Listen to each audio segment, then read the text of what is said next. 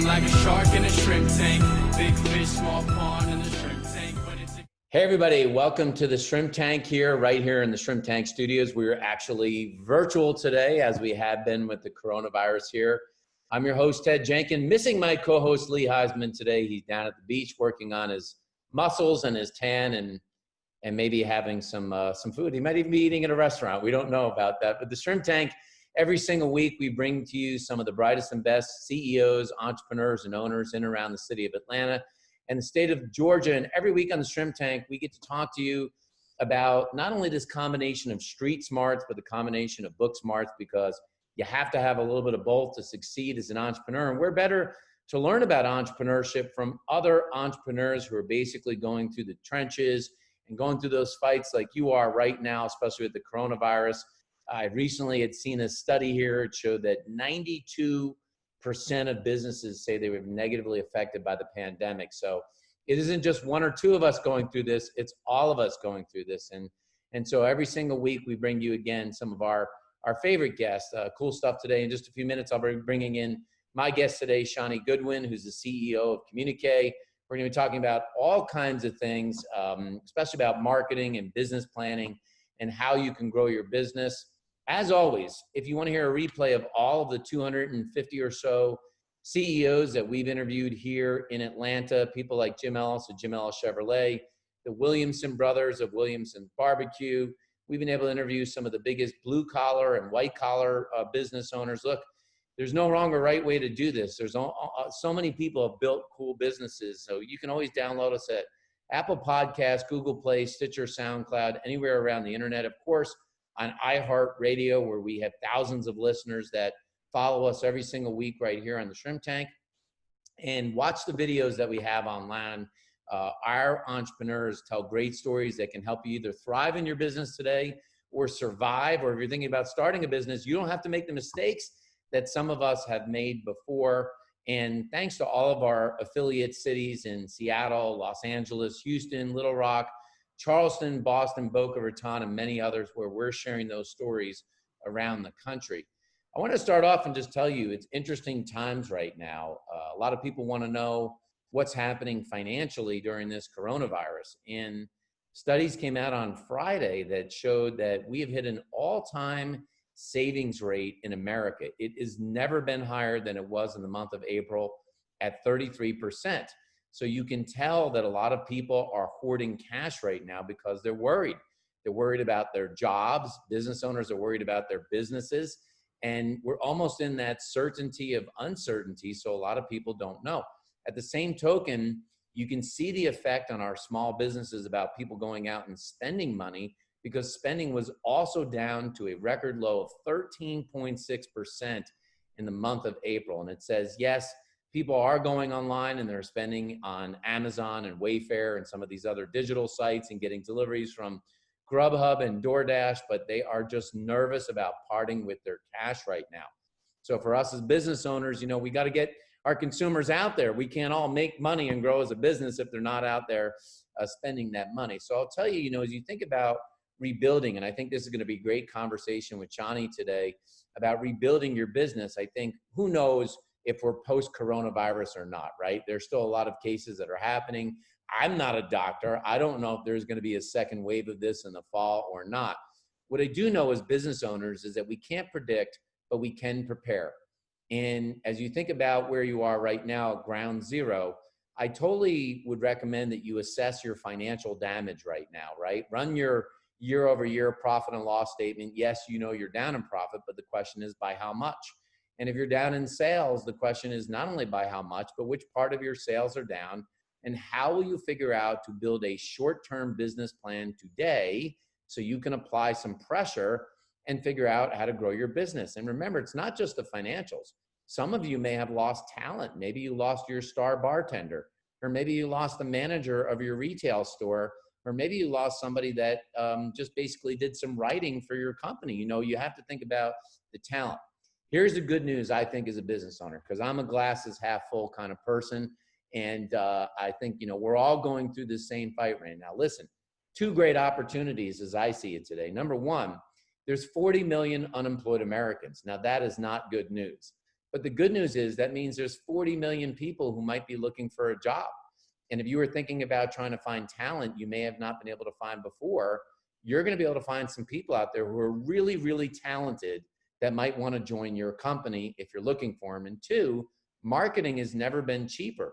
All sorts of marketing, anywhere from print and radio and billboard and digital, they are all discounted right now. So if you have the guts, if you have the courage, and you can get your hands on capital, it may be one of the best times to put your pedal to the metal and regrow your brand and maybe relaunch it, and also think about direct customer acquisition. So as I always say in these podcasts, you know, entrepreneurship is not for the faint of heart. You have got to have a really, really strong stomach, and we are all tested in this right now. But, you know, call it whatever you want, this religion of entrepreneurship. We're all in this together. I encourage you every chance you get to use a local vendor, shop with a local vendor, help out your local business owners. You know, we all have to survive to help everybody thrive. So I wanted to bring in my guest today, Shani Goodwin. Shani, thanks for joining us on the program. And I wanted to, it was kind of my little sermon there to start the amen. Let the church say amen. Thank you for having me. Start the presentation today, but tell folks about how Communiqué started and why you decided to start your company. I know you're involved in a lot of companies, but why Communiqué? First of all, Ted, thank you so much for having me on the show today. I really love and appreciate the opportunity to pour into other entrepreneurs and to share our ups and downs, our highs and lows. It's interesting that we talk and you just share so much about what's going on in the current economy. I started Communiqué in 2002, so that was almost 18 years ago. The significance of it is we started literally a year after 9/11, another huge major crisis in the country. We also started immediately behind the failure of all the dot-coms, which was also wreaked havoc on the marketing industry. And I was sitting in a cushy, cozy little cubicle in a job in advertising at the age of 27 at Bell South Telecommunications. And for those who are like, what is that? That is what AT&T used to be, Bell South, and comprised of all the Bell companies. And I was, my heart and passion is communicating. If I don't know anything, I know that God has gifted me with the gift of gab and the gift of writing. So I was really looking for a way, at the time I was married, I was looking for a way to really kind of pivot my lifestyle so that I could have a family, be the wife I wanted to be the mother that I assumed I would be in a few years, to my family. And I wanted to really be rewarded based on my merit and based on my own inputs. And so a long story short, I spent 2.5 years soul searching for what the right business should be. I looked at everything under the sun, and I would wake my ex-husband up at night and he would just be like, oh my God. I'd be like, it's a Kinder Dance franchise. He'd be like, but you don't dance. And I was like, but I used to. And so we ran 50 million things up the flagpole, and he kept saying, why don't you just write? And I had believed that you couldn't make a real career out of writing. I really initially wanted to go to college to write books, and was slapped down by my mother, who was like, we're not spending all this money to send you to college to write a book. Figure out something that'll make money. So I had always monetized my writing gifts and my speaking gifts, and I'd kind of gone through this corporate structured career path in advertising and marketing communications. And one day I just gave up, literally trying to figured out to just use what I had, and that gift was the gift of writing.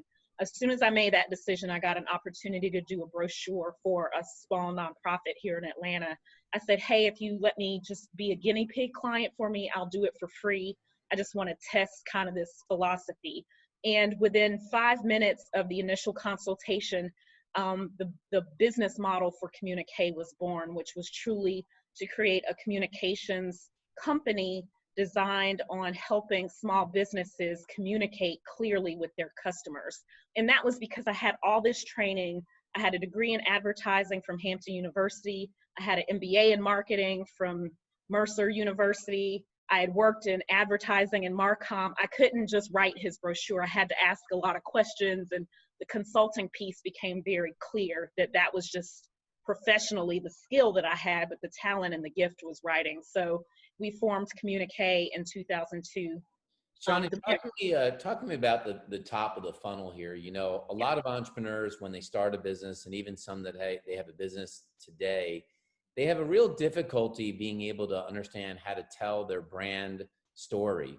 How do you go about building that with the company? Because I think a lot of entrepreneurs, it's like, you know, ready, fire, aim, and they don't really think about what the brand story is. And so one is, how do you build that brand story? And two is, if I'm 10 years into being an owner and we have something now like the coronavirus, can you relaunch and rebuild a brand story? Right. So I'm going to answer the last question first, and then we'll backtrack to the first. Yeah. So absolutely, no matter how long you've been in business, your story matters. And when you look at what's going on in the country with the coronavirus and the impact that it's had on small businesses, if you're not pivoting your story and your message so that it's relevant to the current crisis at hand, then your business is actually dying. And so communicating your brand principles, your brand philosophy, your brand story is more critical, even honestly today, than it would be in traditional times. It's always important, but people are looking for the brands that are speaking to and addressing the pain points in the country right now. And if your brand is still talking about what it was talking about pre-COVID, then you're showing up as tone deaf, and then there's no connecting point. So you asked about the top of the funnel. Really, what people don't understand, one of the biggest questions I get is, we get tons of requests for marketing. One of the first questions I'm going to ask is, well, what are your business objectives? People like to jump straight into marketing with no business plan, no business objectives, no assessment of what their strengths and their weaknesses are, what the opportunities and the threats. We call that, as you know, a SWOT analysis. And those things all inform your brand story. Once we really kind of can hone in on your unique points of difference, how you differentiate your brand from others in the community, then we can, and in the industry, then we can really figure out how to position you so that you stand out from the rest. What are those unique things that make you different? Do you think most owners get confused about how to spend marketing dollars between branding and lead generation, that there's such a focus on generating leads for new customers, right, they forget about how powerful the brand could be to generate customers? Absolutely. And this is one of the benefits that I have and my team has, because we worked in corporate advertising and marketing prior to starting Communiqué. All marketing is not created equal. I think, you know, the average small business owner is not a marketer. And so, and I will also blame the industry of marketers. We sell all kinds of different things. And if you're not astute enough to know what marketing tactic does what generates revenue, what generates phone calls and leads, then I think small business owners get frustrated very quickly and throw the baby out with the bathwater and assume marketing in general doesn't work. And there is just a lot of strategy. But when you know your why, when you know what makes you different, and when you know what your goals are, which is why that business plan matters. Like, if you know your goal is to make $10,000, then that goal informs how and where you invest your marketing dollars. And the average small business owner is not trained or aware enough of the nuances of marketing. And so it really speaks to why you want to have a trusted marketing partner to work with you, to help guide you through that process. And, you know, you do have to spend money to make money, but you don't. The biggest form of advertising and marketing, and honestly, is word of mouth. So, and any marketer who tells you otherwise is not giving you good advice. So even looking at ways that you encourage viral, more positive word of mouth does a lot to give you that marketing ROI. Do you think most business owners don't really know what their ideal client is, that they haven't sat down with a company like Communiqué to really map out? I feel like sometimes business owners will think, well, everybody's a customer. And it's not true. Not everybody is necessarily a customer if you're trying to hone in your marketing message. Right. Everyone's not a customer. And I think as small business owners, we're so eager for a sale. A lot of times we aren't clear on what we're offering. And so we have a clear vision going in, but when we get a nibble or a hit outside of the core of what we do, we shift our focus there and say, oh yeah, I can do that too. And so all business is not good business. Some business will definitely sink your tank, sink your ship. Other business will take you way off course of what you were trying to do. So I think awareness of not only who you are and clarity on what your business is, what that unique offering is, and what problem your business is poised to solve. Those are a lot of the questions that companies miss up front. Once you do that right, then the messaging part is like a cakewalk. Now, I know that you'll do some social media posting, and obviously social media is an integral part of any marketing plan today. But is there, when you look at a business or an entrepreneur is listening to you today and listening to the Shrimp Tank, is there a best platform to start, or how do I know what platform might be best for me based upon my business? Yeah, so I'm not a cookie cutter person, and so I don't actually endorse a specific platform. Again, I'm always going to bring you back to kind of what your goals are.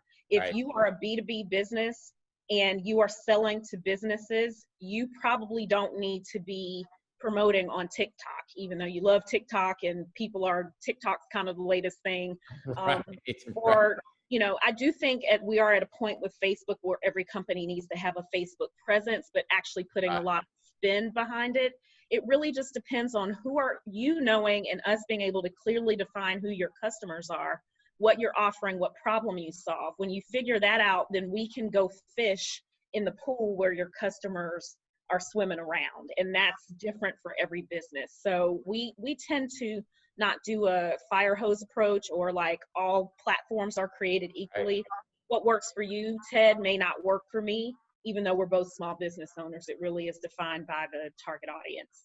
We're talking a lot about the external communication, the media that goes out to the public. Do you think a lot of small business owners fail by not implementing a good internal marketing plan, the way that they'll communicate to their employees so there's a consistent message going on in a company? I'm so glad you asked this question because I don't get this question a lot. And it is absolutely as critical that you have a brand personality, tone, and voice for your employees and your internal communications as you do your external. Yeah. And ideally, you want to tie the two together so that your internal team knows the external press points and the external messaging points. Because again, word of mouth is your first most potent marketing tool. And so many business owners, small business owners in particular, spend time and get frustrated and spend all this money externally, where if you turn that focus internal and make sure that your sales team and your salespeople, the people who answer your phone, the people who interact with your customers understand what makes your brand unique, they can sell and convey those messages much faster, much more quickly, and at a much lower return than your investment in external channels. So ideally, it's a mix of both, right? Like you want to be able to stimulate external people who've not connected with your brand, but your current employees touch base with your existing customers. And Pareto's rule teaches us that 80% of our business comes from 20% of our customers. So covering all bases is your surest way to win. Seems like a lot of business owners don't focus on that enough and thinking about how powerful their existing employees can be to carry that brand. Absolutely. Why they've got to get a strategy together. So I'm wondering, well, obviously everyone the last 2 to 3 months in here has been battling the coronavirus, maybe not themselves health-wise, but as a business owner and battling this. So, how have you coached companies about this? And I'm wondering how you dealt with it yourself and trying to keep the culture going in your company and trying to keep the consistency of what you're trying to do and continue to drive business while businesses are just getting train wrecked right now. Absolutely. So we have a podcast at Communiqué. It's called Joy Economics, Creating Better Ways to Live, Work, and Play. And it's a little bit prophetic that we created this 3 years ago and started preaching the gospel of joy economics. But what we're finding is that companies that lean into COVID with heart, putting their people first in their messaging, explaining and messaging toward the heart of their organization, the desire of their organization to be a positive voice in the midst of COVID, highlighting the stories of the people in their organization that have been impacted by COVID or that are working to create peace and hope and love for customers. Right. These are the brands that are getting noticed. The ones that are continuing to sell services and products like nothing's happening show up very much as tone deaf. The ones that are ignoring it or scared to say anything are going to be overlooked. And so we are big right now on helping companies pivot. We also, to answer your question, have been also very affected by COVID. Our biggest line of business prior to COVID really was helping companies find marketing talent. We've got a huge pipeline of talent, marketers, designers, graphic designers, writers, and we've helped companies like big major corporations like Chick-fil-A corporate, Cox Communications, and all of that business has dried up. So we've had to pivot in the midst of helping companies pivot. And you hit the nail on the head. Now is your best time to get marketing help, because the value that we're offering and that other marketers are offering is absolutely sick. We're literally we've stood up and pivoted a whole small business communications program, and for as low as $249 a month, companies can get full strategy sessions, Wow. SWOT analysis, marketing, a communications brand story. Will literally create your story. And never in my life did I think I'd be cutting value that deeply. But the reality is we want to be able to help you survive, and in helping you survive, we survive. And so Joy Economics kind of embodies the spirit of how we're operating in COVID, and the brands that are operating again with intent, putting their own kind of financial priorities on the back burner and leaning in with service over solutions are the ones. Do you think is marketing at an all-time cheap right now? Is that what you're seeing in the marketplace? I'm seeing a lot of that. I'm seeing, and I'm blessed to have done the Goldman Sachs 10,000 Small Business Program. I'm a member of EO Atlanta, lots of different business organizations. The key word is value, value, and value. Like forget price points, but how do you add the most value to companies right now? And for us, we did our own SWOT analysis and came to realize through our research that 7.5 million businesses are poised to go out of business in the next 5 months if they don't do something. 2.5 million will go out of business in the next 2 months. And so our belief is like marketing can't be an option, it has to be a priority. And what can we do as skilled marketers to lean into this conversation, roll up our sleeves, and help save small business America? It's really good stuff. Hey, everybody, we're talking to Shani Godwin. She is the CEO of Communiqué, and we're talking a little about our business today. And I wanted to pivot here to get a little bit into what I call to be our hot or not section. All right. Yeah. Let's go. Hot or not Monday here, talking a little bit about, what business owners might think are hot or not. But I thought I'd ask just to start, as an owner and being part of organizations like EO and other entrepreneur organizations, and seeing how many businesses got hit financially, is it hot or not to have a great relationship with your bank? Hot. Super hot. It's hot before it's like flaming hot right now. So. But a lot of owners don't really pay attention to it, but I think knowing that even with the PPP, I think owners I'm finding that had a better relationship with their bank had better success in the speed of getting the PPP loan and having someone to work with. And some people didn't have a great relationship with their banker at all. Yeah. So again, I just mentioned I've been through all of these business programs. And so they primed me that the relationship with my bank mattered. But I got caught out there too, because I had a relationship with a big national bank that was so bogged down and had so many customers. I'm going to take it a step further and say, not only do you need to have a bank with a relationship with your bank, you need to have a couple of relationships, ideally one with a small bank. And what saved us was a strong relationship with our CPA firm. She was able to come pull us out of line from the big bank we were in line with, pivot us over to a small lender, and we were one of the fortunate ones to get approved and through the first round of PPP funding. And if we wouldn't have had good relationships across the board, we wouldn't have understood how relationships matter and relationships work. We would have been stuck like Chuck, like everyone else. So I'm But really you hit grateful the for key our point. CPA. You hit the key point in here, which is it probably does make sense to have a small bank relationship and maybe a big bank one because they serve different purposes. Absolutely. And a lot of people that had that local small banking relationship were able to expedite getting the PPP. Some people that had big relationships, they might have had more money, but they also had more customers. It was a Absolutely. lot harder for them to get that money. We had it took us 2 weeks of standing in line with the big bank, and I'm purposely not naming their name, but Right. a lot Yeah, of we these call banks them. are in the news. But by the time our CPA pulled us out of the line, we were able to get the relationship started with the small business bank. And we did not have a relationship with this bank. So this is important to know. Because of the relationship with the CPA and her relationship to him, he trusted her and took us on as a new client. We were able to get through the process in about 4 days once we got to the small Wow. bank. So it's really eye-opening, and I'm someone who knew that I should have the small business bank relationship and never made time for it. So we will never move forward without having a couple of banking relationships moving So forward. my next hot or not is about structure of companies. Do you think partnerships hot or not, or is it better to just go find like a board of advisors? Oh, this is hard for me. I'm going to say I'm going to say hot, and I don't have a partnership, but I think anything you can do to collaborate to bring more power to your organization. And it's funny that I'm saying hot because I've been more the advisory board, but if you put two struggling business together and they form a partnership and they're able to offer a better solution, then I Right. think you just have to think differently in this COVID time that we're in. So I'm going to say hot. How about hiring family members, hot or not? Not.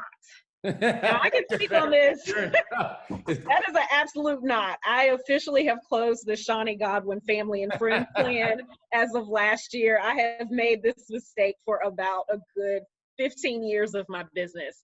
I've had everyone from my mom, my sister, friends from high school. And the thing is, they were all qualified. I didn't just pluck them out off the street into the business. They all were qualified, but Right. it is really difficult. No matter how much you think you can, the relationships are enmeshed, the friendship, They are. and it becomes hard on you as the business owner typically to do what you need to do for your business, because at some point what you need to do is going to infringe and influence the friendship, and your employee family member will always think that they are above board, respecting you, following the rules, keeping it separate, and they never are. I've lost lots and lots of sleep. Imagine the worst thing, having to go to like your own Thanksgiving dinner and had to have fire your sister or brother Yeah. or have mom on the payroll. But you know, there are some people that do it for family businesses. I guess you just got to realize you're going to be in this thing 24/7 all the time, no matter where you are. Yeah, and if you do it, so I do have some best practices for the people who do decide to do it. Set real boundaries, like at least with the people that I worked with, we had a no work outside of work rule. So Yeah. if I was at the dinner table with my mom or my sister or out with the girlfriend, we were not talking business, and that helped. But when things got tense or you had to have those hard conversations, inevitably people take things personally, and it just became very hard. Now, Shani, you talked about your affiliation with EO, and I wonder if you might share with the Shrimp Tank audience today the hot or not. If people are thinking about YPO or maybe a Vistage or an EO, is it hot or not, and why? Oh, I'm gonna say hot because and I'm a new member. I just joined EO on the recommendation of a couple of friends from Leadership Atlanta in October, and so I'm just really getting going. I just got into a forum, which for those who don't know is kind of the heart of EO. Forum is like your group of trusted entrepreneur friends who you meet with monthly and have really transparent, vulnerable conversations about how you're doing as the owner and what support you need. Aside from that, which has been awesome, just the quality, especially during COVID, and it was not a cheap price point to join. The support has been invaluable. I mean, just so many resources and people and questions and support of my business, them letting me do webinars and get our message out, them pouring into me. Great speakers. We've got Mark Cuban coming up this week. I'm super excited to hear from him. But also very local people too. And I could not have gotten by without the support of EO, with the support of the Goldman Sachs community. They were constantly sending us information before it was hitting the main street waves. And we were able to really lean in and with this information. And when they put it together, are you categorized with people who are in the same sort of genre of business or the same financials of business? How do they separate out one business owners from the other? For our forum community, my forum is 6 business owners. We're all in different industries. You organically kind of find each other through networking in the organization. They don't lump you. They do have industry segments. So I'm part of the marketing and PR segment, but I don't have to do anything. I'm not required to do anything. They basically host a lot of events. All of their events had to go virtual, which I know is a hard pivot for them. And we're just starting to look at, I think we may be having our first in-person event, socially distanced outside, 6 feet apart from each other pretty soon. But no, it's been a lot of organic build, a lot of like networking, finding your people, finding your tribe. I have a belief that like attracts like. And and it's true. Everyone in my forum, I didn't know any of them 6 months ago, and we're all like cut from the same cloth. So that's been good. And we're all in different industries, different stages. Some people have sold businesses already.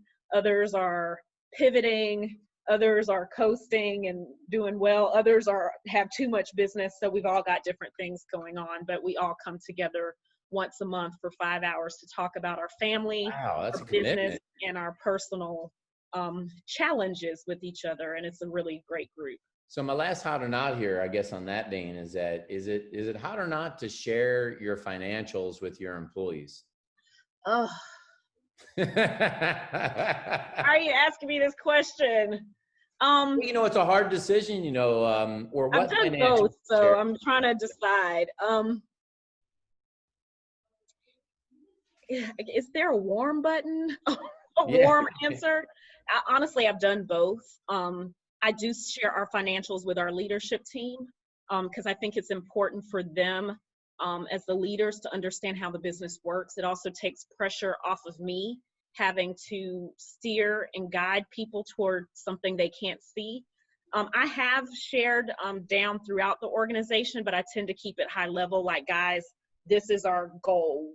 We've got to hit these numbers by the end of the year. And then we give updates on how we're doing.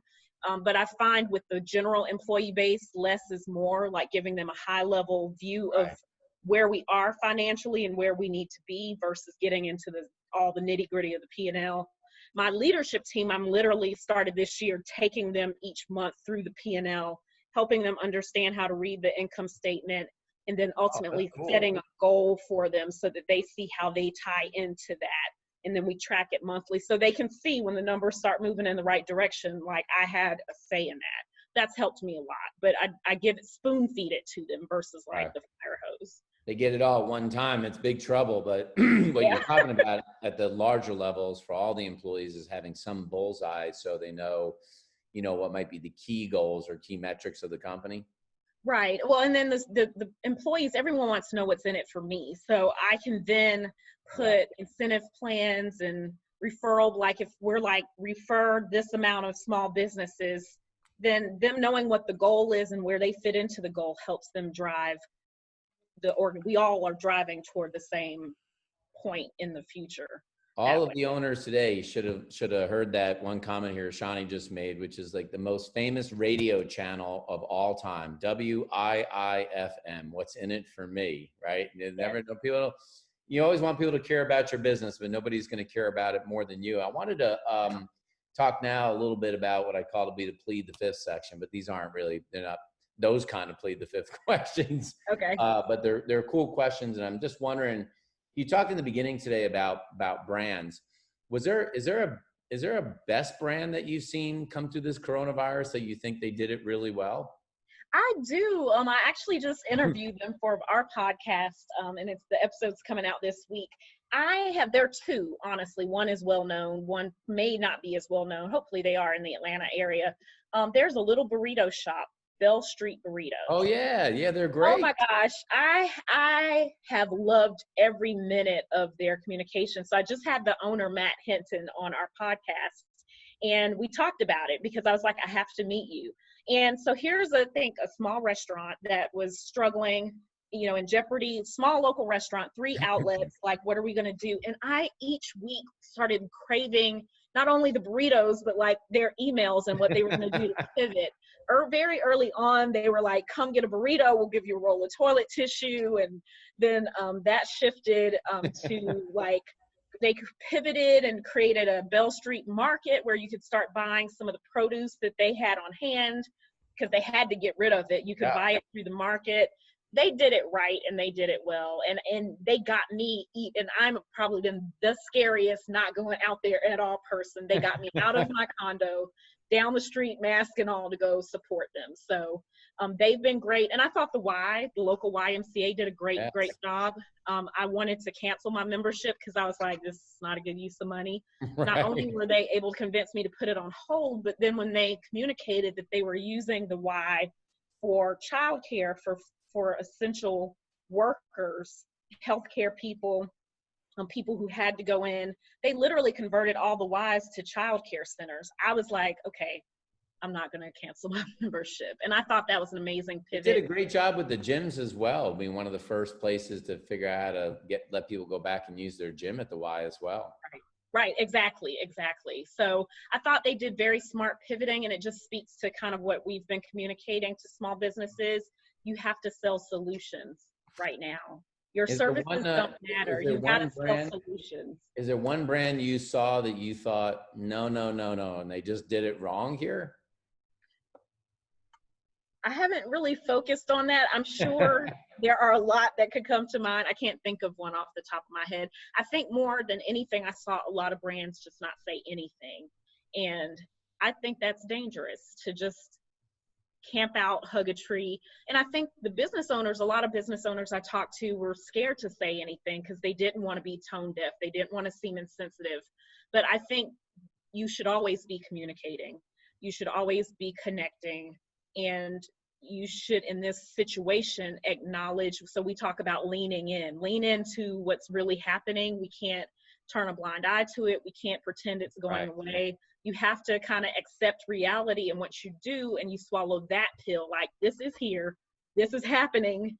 What do I have in my control and within my toolbox to address this issue at hand? What can I give to support the crisis at hand? Then it becomes easy to pivot your story and your message. What do you think is the single biggest mistake that entrepreneurs make when they hire people? I think, one of the biggest things is I don't think they know fundamentally what success looks like for them. And if you're not able, so marketing is very much a garbage in, garbage out process. And so I think people allow the marketer and the marketing company sometimes to have too much control. And they think, here, go off and make this happen. But if you've not given good inputs, you don't know what success looks like, then how can you measure if the marketing company was successful? Right. It's so hard to measure marketing too. It really is. It's like I think marketing departments get the least credit sometimes, and they should get the most credit. Right. I know you do a podcast. Do you have a dream person you'd love to have on your podcast that you haven't had yet? I honestly, so I've been listening to Gary Vaynerchuk a lot. Oh yeah, Gary V.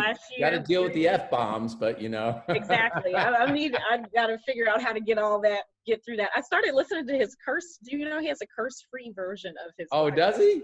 Yeah. So, but I did try to get him on last year, and it didn't go too far. He's super in demand. I think that would just be a fun interview, and he speaks so much about creating value. Pre-COVID, so much of his principles work and they're true. And I would love to have Sarah Blakely from Spanx on. I've got like a lot of people.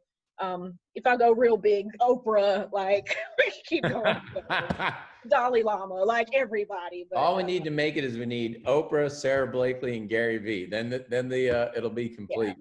Yeah, what a mashup of difference and diversity that is. So, But all really successful people who've all done tremendously well as entrepreneurs. Do you have a favorite entrepreneur that you follow? Is there a favorite one that you follow? I mean, my latest two have been Donald Miller of Story Brand Yeah, Story and Brand's Gary. great. Yeah, the two of those, that's been probably in the last 3 months with coronavirus, where I've been really drinking from kind of the wellspring of what they're offering. A lot of what they say makes sense. It resonates with me. Um, Gosh, there's just so many entrepreneurs. I've gotten to listen to so many and sit and be in the audience. I got to hear Richard Branson speak about a year ago. He Oh. was amazing. Tyler Perry, there's just lots. So I don't have one in particular, but the two I'm listening to right now are Vaynerchuk and Donald Miller. So there have been a lot of companies that have made marketing mistakes, obviously, in their past, many in here. Do you think that, being in Atlanta and been in Atlanta for a long time in here, do you think that when Coca-Cola did New Coke, was that the biggest all-time marketing blunder? Or have you seen a big one that you right thought? Up there with the Tylenol thing from way back in the day, for sure. I mean, those are classic case studies that you study in school about marketing blunders and how, but what I love about blunders and perceived failure, and I'll call it perceived failure. Yeah. Without the blunder, without the failure, you never figure out the right solution. And so it kind of challenges you to think a little bit different about failure. And do blunders help us or they hurt us? They ultimately push us further toward our destiny. So Well, I was thinking about that, and even a recent company like Papa John's, that their CEO did terrible stuff, and they made a really smart move by hiring Shaq as their new spokesperson. Right. And not only did he pick up a lot of stores of his own, but they're creating like a Shaq pizza, and the stock went up 50% in 3 months because Shaq doesn't fail at anything. Every brand that he takes, he does amazing with. For me, it's less about, and I try to impress this on my employees, it's less about the mistake and more about how you recover and pivot from the mistake. If you learn a whole lot and it causes this major change and shift for the better, then it was all good. I will say a brand, you didn't ask me this question, but brand that I've really admired since the onset of, and I just love basketball, but I thought the NBA taking the stance very early on and shutting things down, I feel like they were the leader in the country, and everyone took notice and everyone quickly followed behind the NBA. So kudos to them. They really stood out to me. Well, I want to say thanks, first of all, for coming on the Shrimp Tank podcast today. This is some great advice for everyone who is either watching this late or got this in the middle.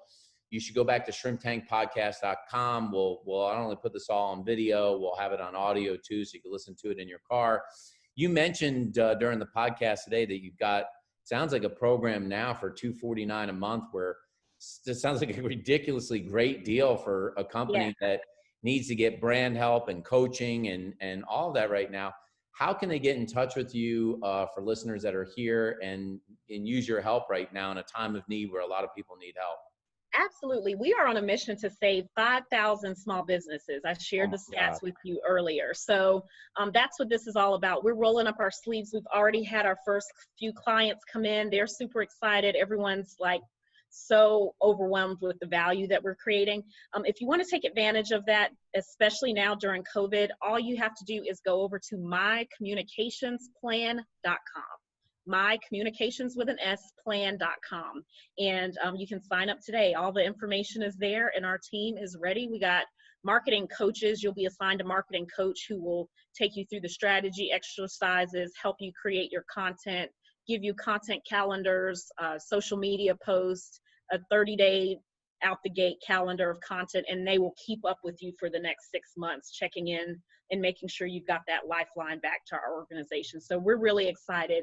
It's a great pivot for us, and it brings my whole business full circle to where I was 18 years ago when I was sitting in that cubicle at Bell's. When you made the plunge.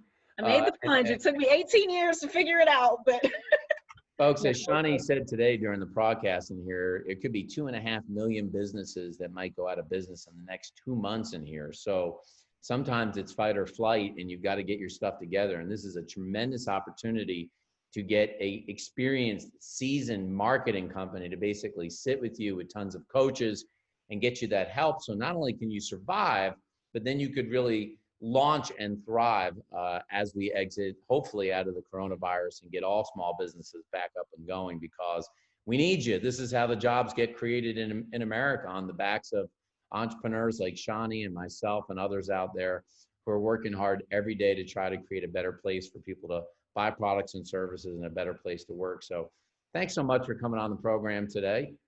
Thank you so much for having me. I'll leave you with this last thought. I saw this on Facebook. We're not returning, we're emerging. And it would be our pleasure to help your listeners emerge with grace, style, and a lot of enthusiasm and excitement for the bright future that we know is headed our way. I like it. That is the word we're going to end on here, which is emerging. Go to mycommunicationsplan.com to learn more about Shani and Communiqué and ways that she can help you right now. And next week on the Shrimp Tank, you may have met him or known him before or seen him in Atlanta, but Ryan Wilson, who is the owner of the Gathering Spot, a private club that he owns, an A3C, a music and entertainment business, and much, much more. He is a fabulous entrepreneur here in Atlanta. We'll look forward to talking to him next week, right here on the Shrimp Tank. I've been feeling like a shark in a shrimp tank. Big fish, small pond, and the